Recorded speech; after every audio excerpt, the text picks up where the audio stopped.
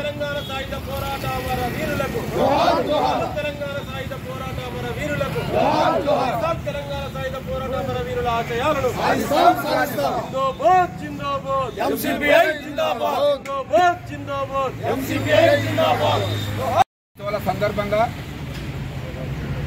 MCPI Suryapet జిల్లా committee ఆధ్వర్యంలో అమరజీవి comrade Bhimireddy Narasimha Reddy గారి విగ్రహం వద్ద జరిగే ఈ కార్యక్రమానికి పార్టీ జిల్లా కార్యదర్శి ఎస్కే నజీర్ గారు అధ్యక్షత వహించవలసిందిగా విజ్ఞప్తి చేస్తూ, అలాగే పార్టీ రాష్ట్ర కార్యదర్శి వర్గ సభ్యులు, కేంద్ర కమిటీ సభ్యులు, రైతు సంఘం రాష్ట్ర అధ్యక్షులు ఉస్కుల మట్టన్న గారు కూడా ముఖ్య అతిథిగా ఈ వార్షికోత్సవ సభకు హాజరైనారు.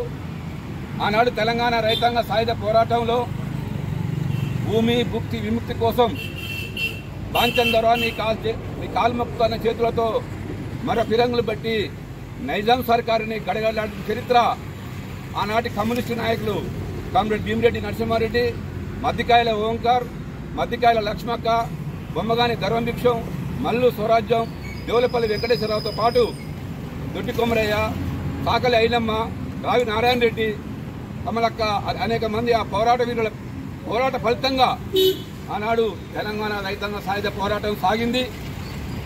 ఈనాడు కొంతమంది బీజేపీ నాయకులు తెలంగాణని ప్రకటించడానికి హిందూ ముస్లింలకు దర్శనం పెట్టి ఈ ప్రాంతంలో అల్లకల్లోజన చూస్తున్న సందర్భంలో దీన్ని తెలంగాణ ప్రజలు తిప్పికొట్టాలని చెప్పి కూడా తెలంగాణ ప్రజలకి ఎంసీపీ సూర్యాపేట జిల్లా నాయకత్వానికి ప్రజలందరికీ కూడా తెలియజేస్తూ, ఆనాటి పోరాట కాలంలో దాదాపు 10 లక్షల ఎకరాల భూమి పేద ప్రజలకు పంచి 4,500 మంది అమరులైనటువంటి ఆ రక్తంతో తడిసిన ఎర్ర జెండాను ఇవాళ ఈ వారసత్వాల సభను జరిపే వార్షికోత్సవాల సభ జరిపే చరిత్ర కమ్యూనిస్టు పార్టీలకు ఉంది తప్ప బీజేపీ నాయకులకు అర్హత లేదు.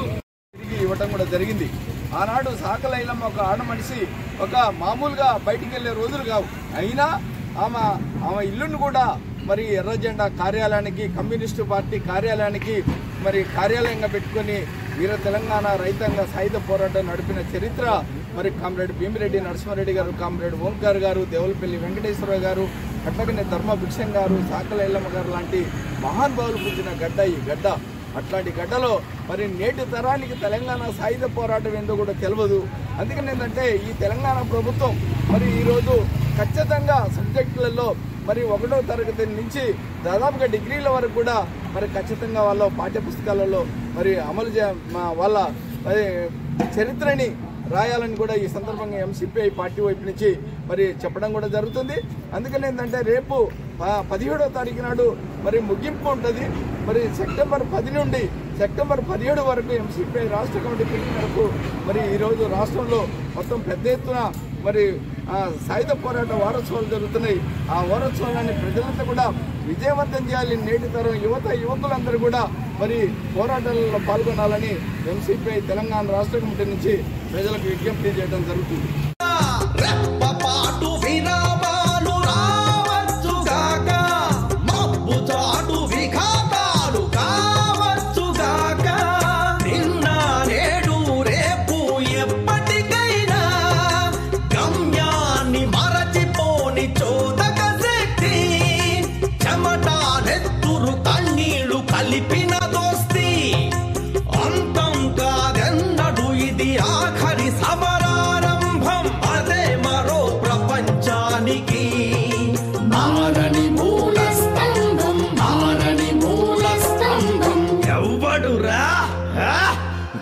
ఎవడురా అన్నది మార్క్సిజం ఇక లేదని, ఎవడురా కూసేది కమ్యూనిజం ఇక రాదని.